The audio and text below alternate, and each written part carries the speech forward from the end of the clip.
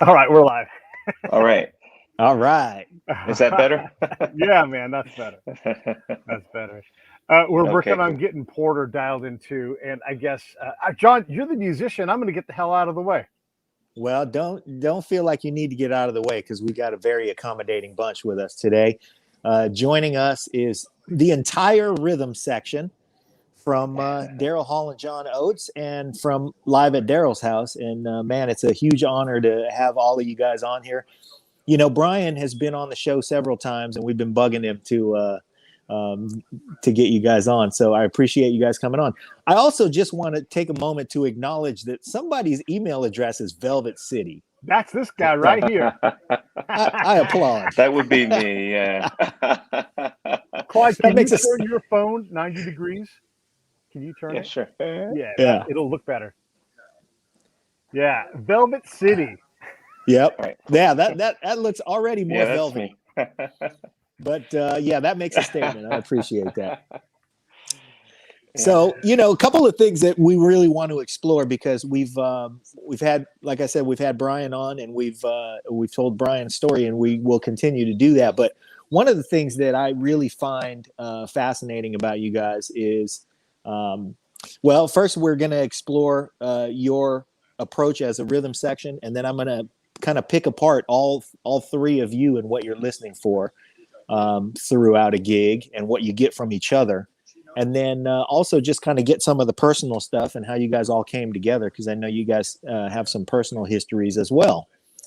So actually, what first I want to just tell our audience is that, you know, it's one thing to play an instrument in a band. It's another thing when you have a rhythm section and the ability to do practically anything with a rhythm section is, you know, it's remarkable, and it's what you guys are called upon to do because of all the collaborations that you play behind. So we enjoy all of those, and we love that stuff. So we want to celebrate you, but we also want to figure out how it is you guys are able to do what it is you do. So I'm going to start by first asking Brian, tell me how this all came together and how you ended up in the band for the listeners who maybe haven't heard your prior shows with us. Hello. I was wow. I was friends with I played with the Average White Band prior to being in this band, and Elliot Lewis, who's the keyboard player, left Average White Band. He's the lead singer and bass player. I need some light. Guitar player. He left AWB and wound up with Hall and Oates, and then Klyde Jones and I were in Average White Band together. So Klyde and I were playing together for years before I wound up with Hall and Oates. And then I wound up leaving the Average White Band. And some years went by, and then I wound up becoming a sub on Daryl's television show, and that turned into me becoming the sub on the Hall and Oates gig, and then that turned into eventually just getting both gigs given to me. And then more time went by, and Klyde wound up coming over from Average White Band as well, and that was all kind of came full circle at that point. Yeah. So these musical relationships, you know, for the layperson listening, I want to just point that out. These musical relationships are, you know, they're artistic. You learn to express with people. You get really, really comfortable musically playing with people. And so when a gig comes up where, you know, the band needs a player, you know, if you're the drummer and you know a really good bass player for the gig, you throw your hand up and go, hey, I know a guy. And I think he'll fit right into the gig. So, you know, these kind of things, I'm sure surprise nobody. Porter, how about you? How did you end up in the band? Oh boy, we don't have enough time. No, you know, I clicked on Facebook, people you may know, one day, and I happened to kind of reconnect with Elliot Lewis. And about 6 months later, he sent me a Facebook message asking if I was interested in H&O, LFDH, and long shot percussionist. It was really kind of a cryptic message to me at the time. I look back on it now, it's pretty clear. But at the time, I was like, what are you talking about? And it turns out he was asking if I was interested in joining the band. And so it came through a Facebook message from Elliot Lewis. Yeah, but again, the product of a fruitful musical relationship. Absolutely. In my case, Elliot and I were staff songwriters at at CBS, 80s, early 90s. And that's how we got to each other. And we, lost touch with each other. And, like I said, I joined Facebook probably in 2011. So from the late 90s, early 90s, all the way to 2011, I really hadn't spoken. And if I didn't just click on his face on it, this would never happen. Wow, thank you, Facebook. Hey, Klyde, let me ask you a question as the bass player in this ensemble. Mhm. You have not only the Hall and Oates tunes to be responsible for the low notes on, but on the collaborations, which really fascinate me. How much do you lean on one or the other of these guys, or when you guys are playing together, what are you listening for out of these two? Well, I think they both inspire two different things for me.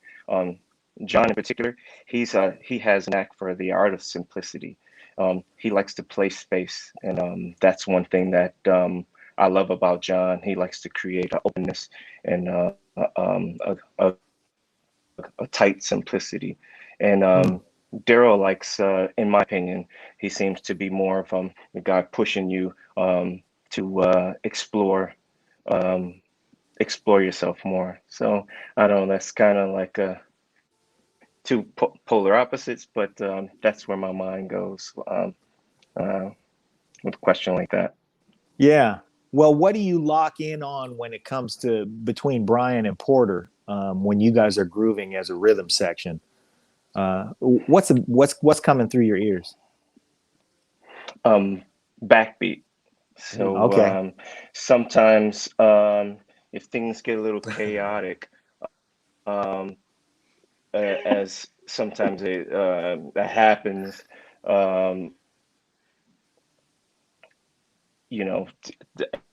anything, someone striking you in front row or whatever, I kind of visually look at my uh, comrades, and that syncs me up right away. Particularly Brian's kick drum and snare. So Yeah. So you just lock in on the it's my backbeat. metronome. Yeah. When Velvet City refers to visual distractions from the front row, I'm imagining that panties are getting thrown. Anyway, Loser guy. So you know what? I want to. So Porter, for you, when you're playing with Brian, one of the things that I really enjoy about your playing as a percussionist is that you are very sparse. And every time you put something down, it just seems like you're only playing what is necessary and perfect. What are these? There's laughter. Oh, These guys give you a hard time for being word. busy, or what's going on? You know what? I don't think they're nice enough to tell me anything. I think that they laugh at me. I really do. Because when I first came in, in all honesty, when I first got into the band, oh God, freezing. Freezing. Hello. Oh, okay. Well, while that issue sorts itself out, I'm going to give Brian a chance to rebut or talk about you. No, he's great to have as a percussionist because he's a drummer. He was a drum set player first. Oh man. So it's like being a bass player and then learning to play drums, or being a drummer and learning to play bass. you have an advantage, I think, of knowing the kind of space that you appreciate when you're playing the other instrument. You know what I mean? I mean, I mean, we should all be doing that anyway. Like, we should be thinking about when we play as a drummer, I should be cognizant of what Klyde's doing or what Porter's doing, and that should have an effect on what I'm doing. Otherwise, we're not really playing music anymore. But I mean, in this particular band, and in most kind of settings with this kind of music, the centers usually is the drums. So everybody, it winds up being sort of a satellite off of me, and I try not to do too much beyond that, because it's already people are kind of having to play on my terms. It's a weird way to put it. They shouldn't. Yeah. They're not playing on my terms, but they kind of are. So I don't want to do that, and then also constantly be filling stuff up. I want to leave space. We were talking the other day, actually, me and Klyde and Porter, about when we play Maneater, and like I was telling them, me and Porter were trying to tell the guys that that's not an easy groove to play. It's a hard groove to play, and then we started the discussion about how Klyde's playing boom, boom, boom, boom, boom, boom, boom. He plays those two notes, and like a lot of drummers would. You want to double it with the kick. Yeah, and it's like, I don't do that. I mean, I don't know if that's right or wrong, but in my mind, I'm like, unless this every time, it's kind of not worth it. I can play more. If I just play boom, bop, boom, boom, boom, bop, boom, just play a big boom and leave that second note on Klyde, he can put that second note. It can be different every time, and it will sound great every time by me just playing on that one note. So it's little like that those kind of space things that makes the overall groove, come together. Yeah. But I think Porter's back, so he can do his thing. There we go. So yeah, speak on that topic, Porter, if you will.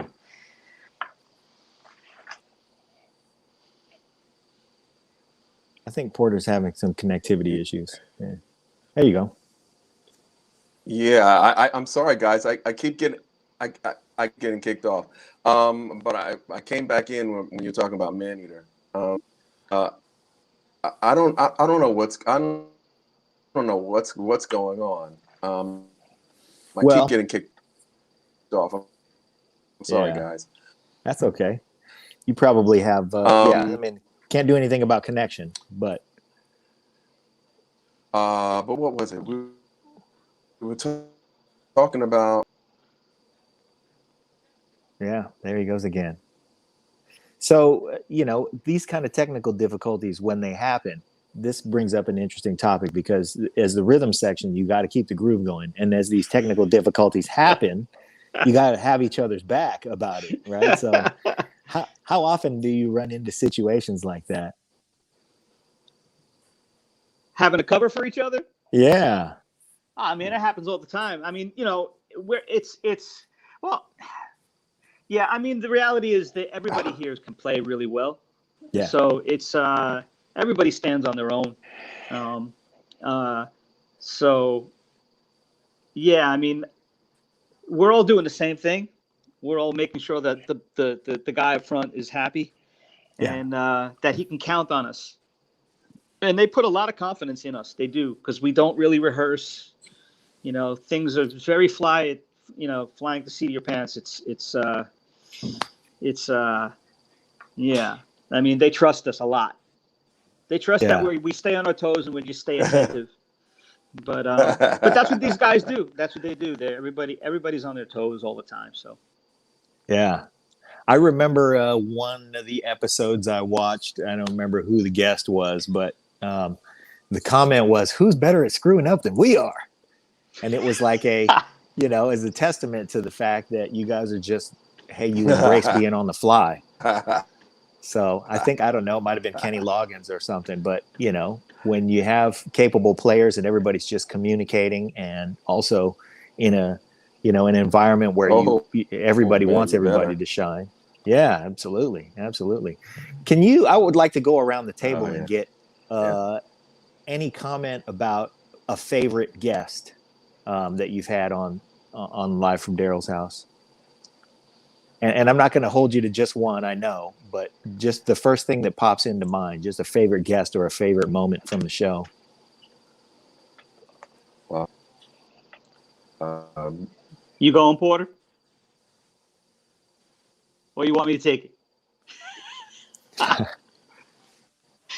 Brian You know with what I the should do? reliable groove and Wait. reliable internet connection. Hey, do you guys, as Slightly. a side note, do you want me to tell those guys to just come to my room and we can kind of sit together and look at my phone? You Yeah? can do that. Yeah, Okay. absolutely. All right. So, let me just text. I'll text them right now. Yeah. It'll take 2 seconds. I'll just tell them Okay. to come to my room. While you're doing that, I'm just going to say that, the show, if you haven't seen it, is Live from Daryl's House. Most everybody has, especially those of us who are on this show listening.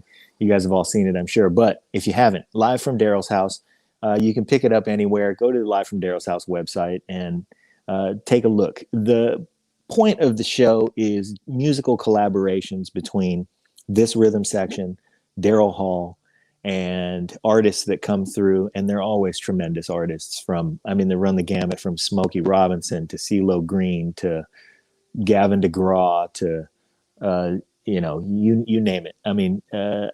Practically every genre, practically every style, and they walk in and they play some of their best hits and some of the Hall and Oates hits that we all know and love, and they do them typically without a rehearsal, maybe just a single run through and then commit it to tape. And, the show is magical for its spontaneity, and you really get a chance to witness the technical prowess and just how, like Brian and Porter both said, how reliable these guys are when it comes to just, being there musically and being on the one, as the saying goes. So, if you haven't, you should check it out. And if you have, then you know how magical it is. And you should go see Hall and Oates live on the road, because we're back to live music again. And I can attest that the show is as fantastic as you would want it to be. Can I just say this out loud too? Hall and Oates is the most successful duo ever. Yeah. Crazy. It's incredible. There are so many songs. It's a blast to listen to it. It must be fun as hell, Brian, to play those tunes. Oh yeah, man, it's awesome. It never gets old. They're just. It's like they're songs that are part of your life. They're unavoidable. These songs are so big. They're just And I'm on the younger end, I think, of what the true original Hall and Oates fans were. But still, I remember the first time I saw them play live. I was in the Average White Band, and we opened up for them like 18, 19 years ago. And I remember sitting there, and I knew every song. Huh. Yeah. Like, it was crazy. I knew the songs. I knew the solos. I could hum along, because even the solos become memorable because you hear them a zillion times. You should turn that off. Yeah, feedback a little bit, but and the gift keeps on giving. The last time you guys came to town, we came to see you, and my son came. You met my son, and he's a big Hall and Oates fan, and so it doesn't matter. The generations attached to it, and they like the old stuff, and especially now with the resurgence of vinyl. A lot of people are getting Hall and Oates records on vinyl and falling in love with them either all over again or anew as a young person. So I feel like we're getting to talk to Porter for the very first time. Man, I'm feeling like I'm already technically challenged, and this was making me feel much worse. But it was just breaking up so badly. I couldn't, Yeah. Same with me. It's hard to have conversation, really. Yeah, and then just get kicked out, and then I have to start all over again. So anyway, I really apologize. Yeah. I don't know what's going on. So I think the last question I had for you before we got kicked off was, how is it you put up with these two knuckleheads? Oh, let me tell you, man. This is where age is really it works to my advantage, because I treat them like they're my sons. Ah. You know what I mean? It's like, okay, kids will be kids kind of thing. Yeah. So that's the way I start. and but really they knew that I was coming into this cold, not having really played the instrument before, and going back to something you said earlier, I was approaching this like a drummer because I was never a percussionist per se, percussionist in the past. Yeah. I played around with it, but what I noticed is that I would do turnarounds when Brian would do them. Right. So I was getting in the way, and he reminded me a couple of times. But the good news is that I was aware of it as well. So I had to learn to play off of him. So that took some time. As I'm trying to learn the harmonies and blend with Klyde as a singer. Uh-huh. So that was my challenge. Was how do I think away from the traditional drum turnarounds and become more like a percussionist, and still blend in with Klyde as a singer. But at the same time, it's like how this is not a percussion job. It doesn't call for traditional. I think of percussion as a Latin percussion thing or Afro-Cuban kind of thing, and it's not that kind of job at all. As a matter of fact, I remember we were in Brooklyn.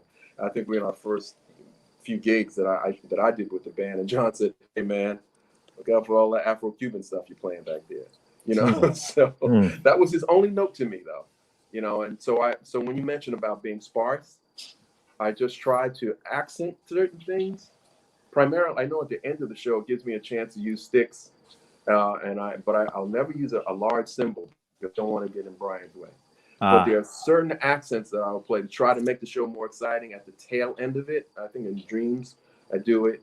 And maybe a couple other spots. Very, very, I want it to be very sparse and try to make it look good. Yeah. Yeah, you definitely add texture. Okay, thanks. Yeah, and the accents, because I've been on those gigs where as a drummer, you're playing with a percussionist who's super busy for what the gig is. Right. And, how do you, and eventually you just throw a stick at him. But, yeah, right. In the musical situation. Yeah. Yeah, that's the other thing from having some production chops. I treat it like I'm making a record. Oh, awesome. Each part I play is like, okay, you have a verse, and in there, and their stuff is so well done. Usually there's a B section or a channel within that verse. I'll let the first part of the verse go with nothing. And then just to lift the second part of the verse, I'll add some kind of shaker or something like that, or a tambourine or whatever, and then lift it into the chorus. And in the chorus, there might be a tambourine or something, just to try and give it some levels. I try to visualize it like if you were looking on a graph, you could see all the movement within the percussion part. That's what I try to do, like a producer would do.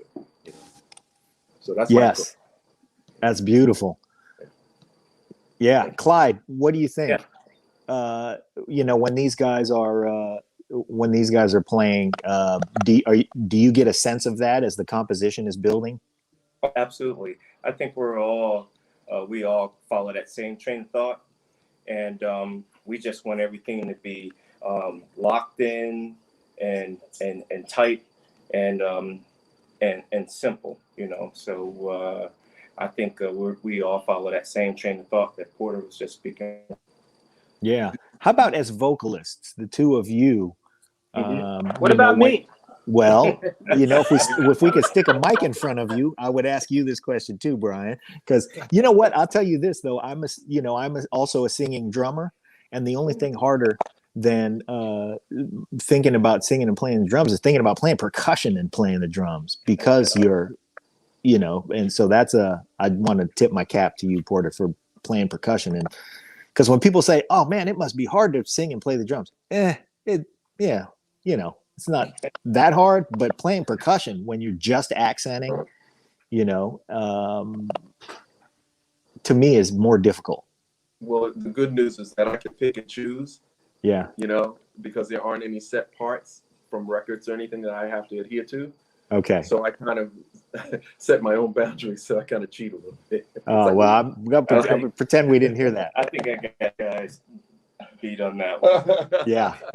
Well, and then I was going to make the same comparison, because singing guitar players, I think, have it much easier than singing bass players. Oh, no, definitely. Without a doubt. without Bass is really a challenge, especially on a gig like this where there's a lot of vocal input, and you take a song like "Method of Modern Love." It's like two completely opposite parts of your brain trying to contribute to this groove, and after a while, it becomes like a walk in the park. But it takes a while, so yeah, I have to work at that. But the whole show is that way. It's like a separate singing gig in addition to funk bass playing and whatever. That's what I was going to say. Going back to LFDH for a second, the challenge with that is to do all those things Klyde was mentioning, but you have to do it really fast. And make it look good on camera. Yeah. You know what I mean? So it's like, where's okay with the Hall and Oates show? It's like we've been doing it so long, you can kind of do it in your sleep to a certain degree. But with LFDH, you only get like maybe a week to prepare, if that. It's listening to the material, but we only get together for an hour before we start taping. So it's like, how do you coordinate? It's this thing. How do you do this thing? That stuff. You're going through all of that really, really quickly, and thank God people think that it's entertaining. It is entertaining, but there's a question. There's a question there too, because when you have Billy Gibbons on, and he's playing LaGrange or whatever, he's played that song that way for decades, right? And so how do you guys live from Daryl's house it up so that it's not just LaGrange? I mean, because we all want to see something slightly different. How do you figure that out as you're trying to figure out how to do percussion? And Billy doesn't need your help singing. He knows how to do it, but you also want to help because that's part of the thing with the show. Yeah. Yeah. I mean, we don't do those tunes we do our version because I think the biggest factor is we all do our homework. Darryl specifically does less homework because he approaches the shows by like he's familiar with the tune, but then he just reacts. That's why sometimes he won't sing the melody exactly like we're all used to hearing it on someone else's record, because I think he specifically doesn't put the time in because he wants to just hear the music and sing what he hears in that moment, so it and then it pays for us to do our homework. I mean, even if you don't do it the way it is on the record, the homework pays off because you become intimate with the tune, and then if a wild card should happen, if something changes in the moment, when you know something at its core, it's easier to get thrown a curveball and to deal with it, But yeah, I mean, we have loose moments though, for sure, and also I think the biggest determining factor to us having our version is Daryl not adhering to how the original song was recorded. Right. So the improvisational stuff is by design. I know that's weird. What I mean? He didn't want it to be locked into what a record would be or a stage performance would be. He really wants it to be exclusive to that show. And so the sort of the I don't know, the coming together, the process of coming together is the show. Mm-hmm. Right, and he knows if we play every single take on that thing, if we played all those songs 3 or 4 more times, it would get better and better. But to him, it's not getting better. It's just it's for what the show is. For him, all we're doing is crafting parts to make it sound like a performance, and he's not interested in that. He's interested in people seeing that kind of first, second, third take stuff. What happened there and living with it. It's really it really comes out of reality television kind of model. I don't know if he would call it that, but that's really what it is, where you get a framework and you work within that framework, and whatever happens. Yeah, I think you're technically right there. I think it's just much more artistic, and the musicality allows it to be. Reality TV is a mess, and you guys, even when you're, you guys are never that much of a mess. So. Oh, really? You got to go back and look at episodes. Okay, let's play that game. I'd like for each one of you to talk about a favorite moment from the show. some like little piece of magic where you go, okay, that just happened. That just happened, either musically or, just like a life moment. And I'll give you an example. Brian talked about having Joe Walsh on the show, and how he looked over at a solo that was coming up, and a guitar that nobody had ever seen, and a guy and a tech with a guitar that nobody had ever seen showed up just to give him that guitar, and then he disappeared and nobody saw him again. It was like he had a guitar fairy who just showed up for that one solo and nothing else. Who's this guy? Yeah. So that's an amazing moment. What else can you tell us? Either that or just some musical moment where you just made a connection with an artist and thought, man, that's just the magic of, the magic of music that we get to experience sometimes.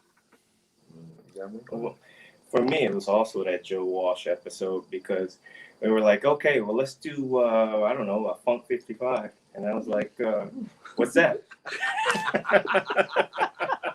And then like a few minutes later, we recorded it.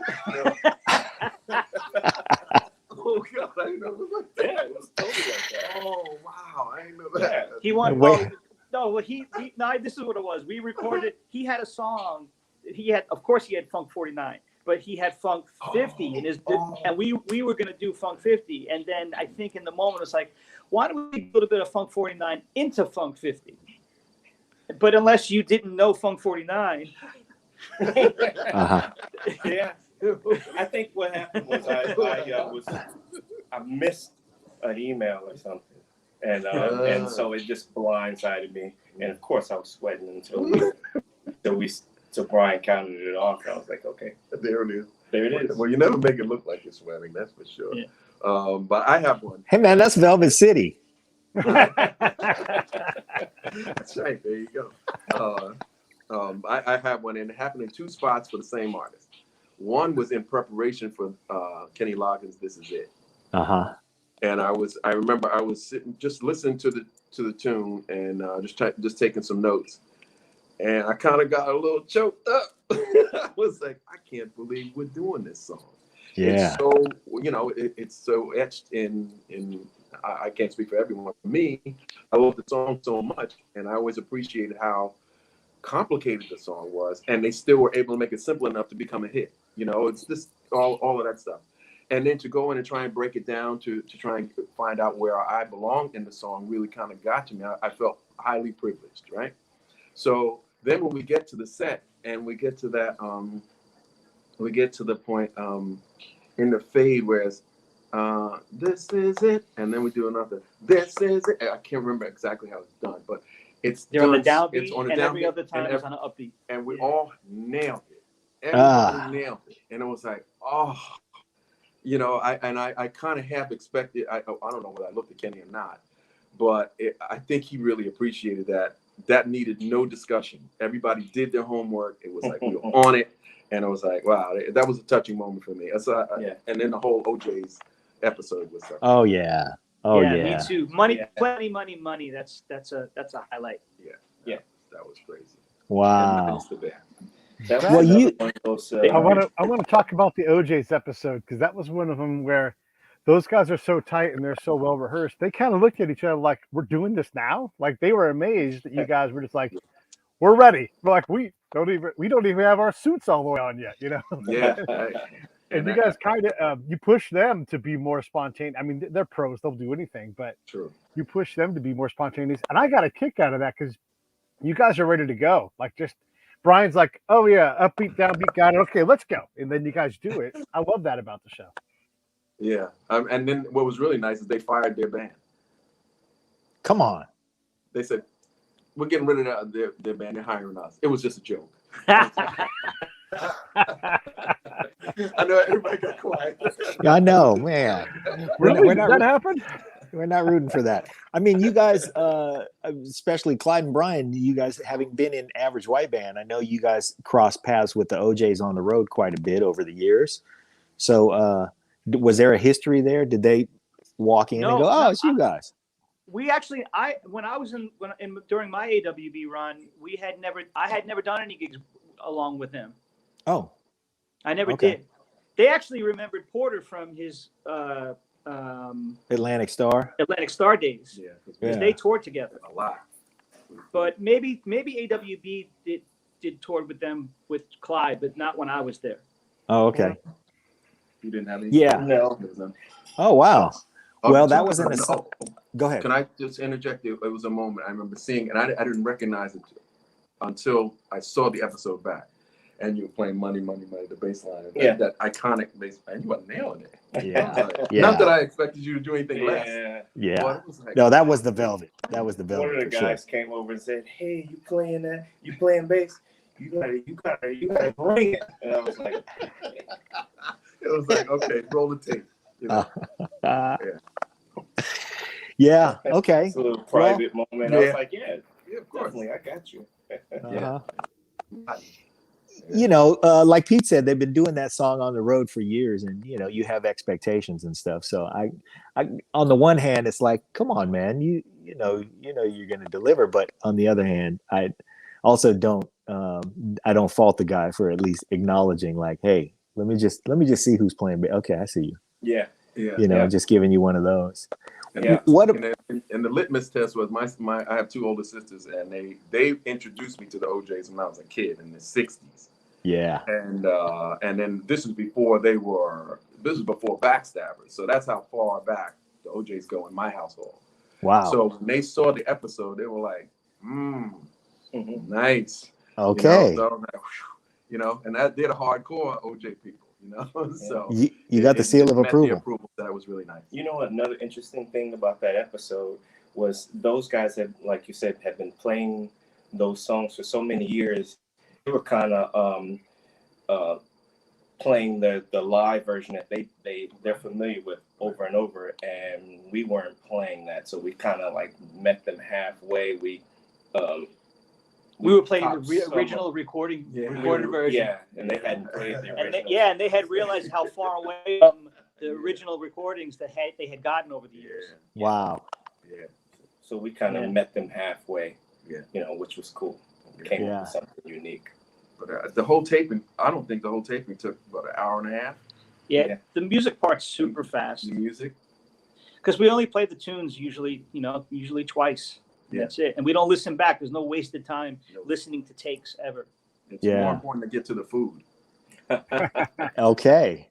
Well, I want to, just for our casual listener, I just want to acknowledge that, you know, this is a mark of what the band is, because if you compare it to anything else, like you go to a baseball game and you watch the warm up, and you realize, like, wow, these guys are pros because they're doing this at a speed, you know, the game speed is different. And that's the thing about music. When you measure the game speed, that's what we're talking about, is the ability for guys to walk into a room and for you to do a TV show and tape it in an hour and a half and just have, you know, that level of preparedness, that level of confidence, that level of, you know, your performance on the instrument is just your way to communicate, and your contribution to the song is just you communicating.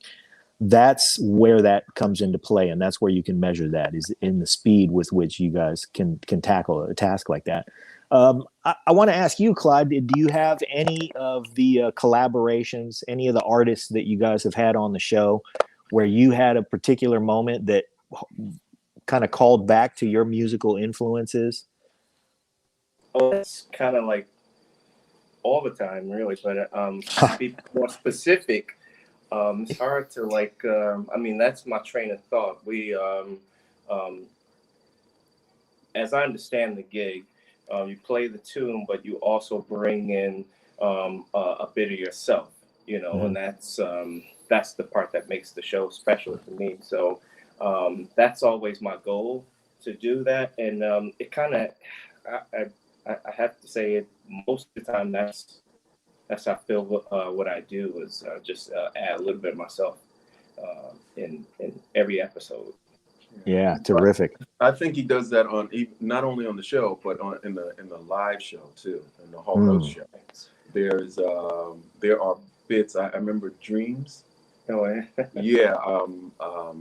Where I don't know. One day we were just in rehearsal a couple of years ago. And Klyde said, "What about varying the ending in such a way?" And John was cool with it, and it was implemented really quickly. And then you saw everybody, including Darryl, everybody was figuring out how to make his idea work for the ending. And now it's the ending of the show. Ah, Of the entire show. wow. You know, and so he's always saying, wow, what about if we do this? Or what about if we do that? And I think it's because he's a painter. I mean, like an artist, a fine artist. So he always has to make something like extra. Yeah. no, but in all honesty, it's how do we grow something? You know, whereas I know me, I'm a creature of habit. I want to do it the same every night, right down to the steps I take to the stage. That's what I want to do. Whereas he's always, how do you expand this? Which is great. I think there's a nice combination of that. Yeah, for sure. Yes. Well, Porter, how about you've had you brought up age. Which of the young artists that you guys have had on the show really impressed you? First one that comes to mind is Grace. Okay. The Australian Grace or Yes. the Grace Potter? Not Grace Potter. I'm sorry. And I wasn't on the Grace Potter episode. She's great too. Grace Potter was awesome. She's unbelievable. But I wasn't on that. But mine was Grace from Australia. She was a pro's pro. You know, she nailed everything. She did. And the sound of her voice, the way she conducted herself, and she was fun. You know, everything was together. You know, that's the first one that comes to mind for me as far as young artists. Brian, you know, singers are.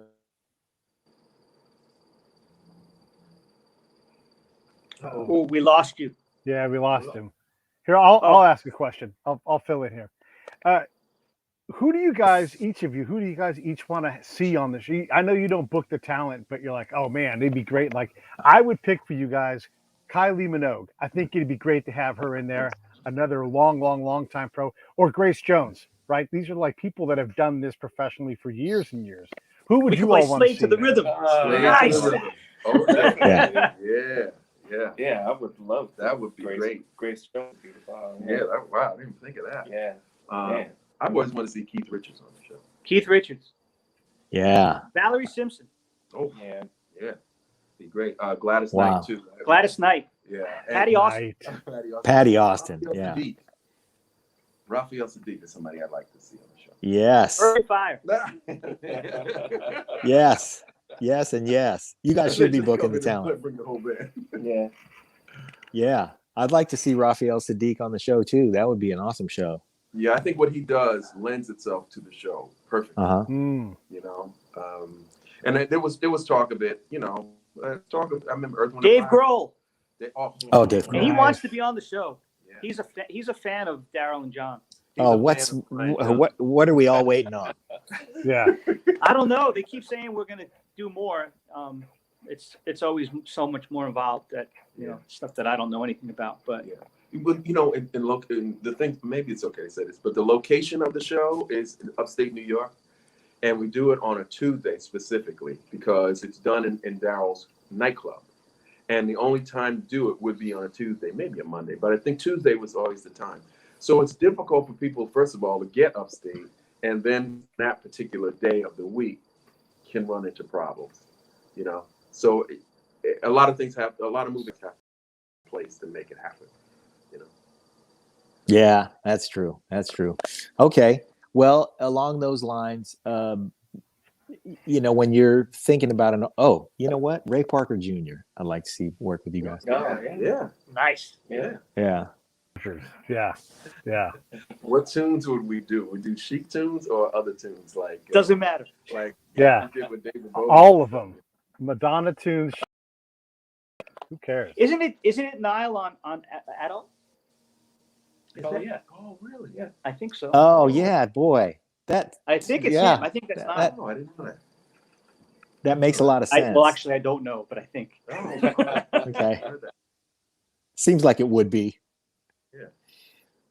Yeah. Brian, what I was started to ask you, what artist on the show had a sense of groove that surprised you? I mean, the first thing that comes to mind is the CeeLo episode. Oh. And it seems to be really popular. And we hit on something when we played No Can Do that time. Yes, you did. I'll tell you what, I just happened to see it the other night. You know who had a cool pocket? Brett Dennen. Yeah. Oh. Yeah. Yo. Huh. Yeah. I mean, he's not like an R&B guy, No. but he had a cool pocket, like vocally, and he was right in there. Yeah. Actually, and I love Gavin DeGraw. I think he's a killer. I think Yeah. he's a killer. Great. That Gavin DeGraw episode was really, really strong. I didn't know much about him before I saw that episode, and I was very, very impressed. So yeah, that was a good one. Okay, so how about in terms of musical challenges? Because you guys probably get challenged musically in ways that a lot of musicians don't get to experience, not as frequently as you do anyway. What's left out there? What do you guys want to do to challenge yourselves? You mean on the show, or do you just relax on days off? We do a lot of nothing on days off. Now we're all starting to. I definitely have started to mess with social media a little more. I'm trying to put stuff out. You know, I record tracks in my house, so I'm trying to let as many people know as I can that I do that by putting up little videos, just like snippets of stuff. I just want to keep working. Yeah. I mean, I'm not looking at it as a challenge per se. I'm just looking at it as I just want to stay employed and keep playing music. And our gig, you know, like again, our gig this gig can just come to an end. There's a million reasons why it could just end one day, and it doesn't have to have anything to do with us. Knock on wood on that one. There's a lot of scenarios where it can just stop. We all hope that doesn't happen, but it could. And so I don't know. I try to operate like this. This gig could end tomorrow, so I'm pushing for what could be next, and to better my chances that there will be something coming up next. I try to stay active in the scene. Yeah, the quarantine kind of punctuated that for everybody. So I appreciate your sensitivity to that eventuality, and I hope it doesn't happen for a very, very long time, because I like to see what you guys are doing. I like to see the three of you together, and I know I speak for a lot of viewers. Wait! The three of us together. Can we just stop there for a second? Yes, and please. Let's go back to vocals. Uh-huh. Klyde are pretty good background singers, and we have a really good lead singer who refuses to sing leads. And is that true? Is that true? That's it. And that's he refuses. You're talking about challenge. That's the record that should be made. We should at least be doing a 5 or 6 song EP featuring Brian Dunne as a singer, and Klyde and I will just do ourselves to death. This guy will play drums. This guy will play drums for you while Brian sings. I will. You can. Okay. Yeah, okay. Now that's what we need to do. You know, I'm sure doing all Teddy Pendergrass. All Teddy Pendergrass. Teddy P. Yes. A tribute album to Teddy Pendergrass. Yes. It's the reason why I haven't shocked the world yet, is because I sound so much like him that it's unbelievable. My career probably won't go anywhere. No. They'll pigeonhole me, so I decided not to let anybody hear. That's what, you know. Wow. I just want to, we weren't supposed to tell the world this, but since you asked the question, it's like, I think now's the time. And Brian Dunne is Teddy Pendergrass, reincarnated. Yes. Uh-huh. That's it. Brian Dunne, turn out the lights. Yeah, absolutely. And when they say, We'll do those. Look, me. I'm already saying we'll do those women only shows. Oh yeah. Where everybody gets a lollipop and a teddy bear, and if you're lucky, Brian will throw a T-shirt out in the crowd, and you get to catch it and smell it. Yeah. Oh man, now see you put Wow. all the juice to it. Yeah. Yeah. We're just gonna have to keep the place stocked in T-shirts, so Brian can change in and out of T-shirts all night.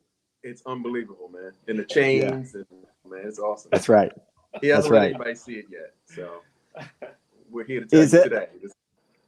Yeah. No, is that even a little bit true though, Brian? No. Oh, okay. All right. But I'll tell you what's true.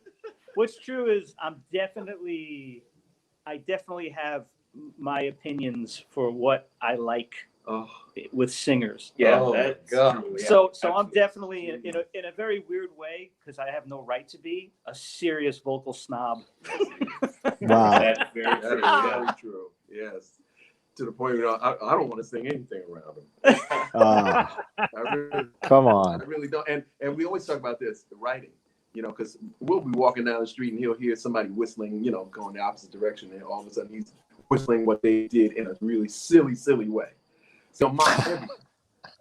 Everything. I don't care what it could be, Beethoven. You know what I mean? He'll find a funny way to present it. And so it's like I always tell him, I said, you'd be the worst person in the world to write a song with, because it's all about trial and error, right? When you're writing a song. Yeah. Right? Him? And he's giving you no room to try. You would be so insecure about trying something that you'd never get a song done. Yeah. You'd never get out of the first verse. So hey, I was thinking about this part, and then you just get blasted in the chest.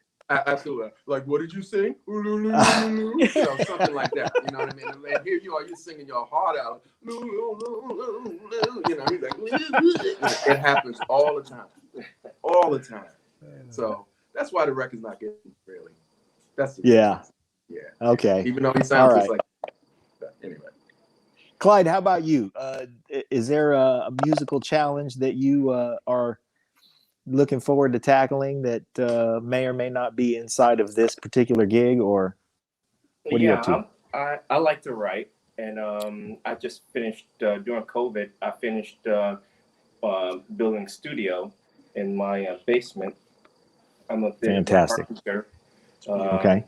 And I got my studio all set up, and but I just always try to keep myself creative, and it's my writing. I try to challenge myself by never doing the same thing twice, and so I never know what direction particularly I'm going to take, but I'm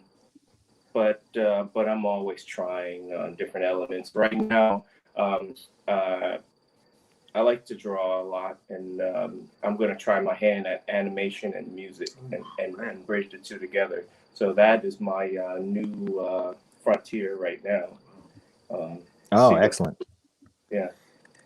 And according to Porter, your artistic endeavors cross-pollinate and at least influence each other, it seems like. Yeah. Very absolutely. Yeah. All right. I think it does. Yeah, it's been a big part of my life, actually. Yeah. So, Porter, you were a staff songwriter, as you pointed out. How much writing are you doing lately? Since I met Brian Dunne, remember what I was just talking about? Yeah. I refuse to be ridiculed and tough crowd mocked and all those things. I'm so insecure now. I wouldn't dare try to write anything. But I'm on the. I think I heard Brian, you saying you were on the younger side of this whole thing, age-wise. Did you say when I first came in? No. Okay. Well, I'm on the older side. I'm on the younger side of Hall and Oates fans. Most Hall and Oates fans are, right? Yeah. Well, I'm on the older side of what their fans are, and then having and I say this in all honesty, the Atlantic Star's experience was, I say it was the most gratifying thing I've ever done professionally. But Hall and Oates is where I've had the most fun. But then when I look at it in its totality, and then I had a career in advertising. I look at it, I've been able to sustain myself as an artist of some sort for an extended period of time. And now I'm at a point where I'm really, I know this is going to sound schlocky, because you hear athletes say it all the time, it's time to go home. So I'm really enjoying being home, and getting to know, I've been married for a long time and all of that, and really just kind of reestablishing myself in that area. And if something, but I don't close the door on anything creative. If something just happens to flow, I'll go with it. But at this point, there really isn't anything. So I'm just kind of going with the flow, Yeah.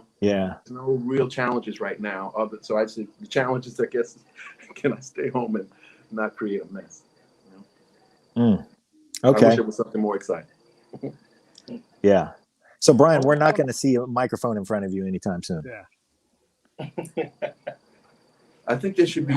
Can't you do campaigns like Facebook things and IG where people say, "We want Brian," that we want? Can you do those? Yeah. Yeah. You know, how Rachel We can and we did should. the whole thing, getting a Hall and Oates into the Rock and Roll Hall of Fame, right? She created this whole groundswell. I think that's what needs to happen here. Yeah. Right. You got Rachel's number? The groundswell for the Brian Dunne Yes. singing tour, the Teddy P tribute tour. No question. Yeah. I like hearing you say it, man. For ladies only. Yeah. Ladies only. Ladies only. That's right. That is terrific. Yeah. Yes. All right. So I want Go to throw a ahead. shout out into my buddy Ali, who lives in Baghdad, and he's in the army, and he's trying to become a better musician. So I told him I'd throw a shout out at him and tell him to keep on playing the piano or guitar, whatever it is he's trying to figure out. So I just wanted to make sure I said that out loud on the show for him. Nice, man. Nice. okay.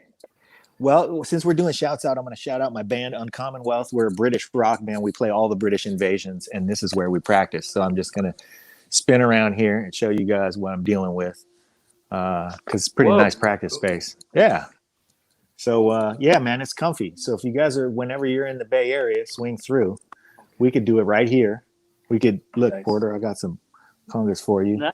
Oh, And some cool. stuff for you to bang on. You could lay on that tambourine on the backbeat as you like to do. Oh, wow. Yeah. See? So we'll be ready for you. Now I'm really impressed. So you do Yeah. see that the tambourine is done with a stick on the backbeat to On the accentuate backbeat. what he's doing, right? That's right. That's right. See, I love this show. I love Uh-huh. this show. 'Cause those are the little things that people don't realize. That's what enhances stand drums forever. Yeah. You know, I try to bring that here. You know, so good. Thanks. I like that. I feel Every better. once in a while, I see you bang two tambourines together too. You know, I'm just trying to make something happen. I'm trying to make it look good, even though they tease me. But I don't Make a visual out of it. How loud Yeah. do you guys play? Huh? How loud Loud. do you guys play? It's Pretty loud. loud? The stage is loud. We're all wearing ears, and Daryl's the only one who's not. And Huh? his stuff is. I'll tell you what. This is how loud it is. They can't. They put glass around the drums usually because the drums are overtaking the person in front of the drums, the artist, and they Mhm. can't get a proper sound. In our case, the only reason there's glass around drums is Daryl's stage volume is so powerful that they can't get a drum sound in the mains. Wow. So they have to hide. They have to basically cut him off from me, otherwise, because you won't hear me. Fantastic. Damn. Didn't they say we were louder than Metallica? We're super loud. I mean, we have to play. There's no. Even before the glass, I would never. It was never like you got to chill out a little bit. It was just more is more. It's like he wants air to move, and he wants it to be loud. Well, yeah, that's great. It's working. It's worked all these years. So why argue with it? Yeah. Yeah. So anyway, we're sort of rounding third base here, and we've had you guys for an extended amount of time. I really appreciate you guys spending this time with us because, our listeners love it. But really, this show has been, I feel like, for me, this was just for me. So I appreciate it. I appreciate your work, Pete, rounding these guys up so that I can indulge myself in this conversation because that's what it's been. Mm-hmm. So, And he indulges thanks, fellas. himself a lot. Yeah. All right, let me run this thing. Hey, thanks for watching the show. I really appreciate it. Right here, you can subscribe. Please do that. It makes the show grow. Hit that notification bell so you know which incredible guest is coming up next. Down below is the PayPal link. You can put a small subscription in. That is an enormous help. All that money goes right back into the show. And then right up over here are the next episodes you should listen to, curated by yours truly. Thank you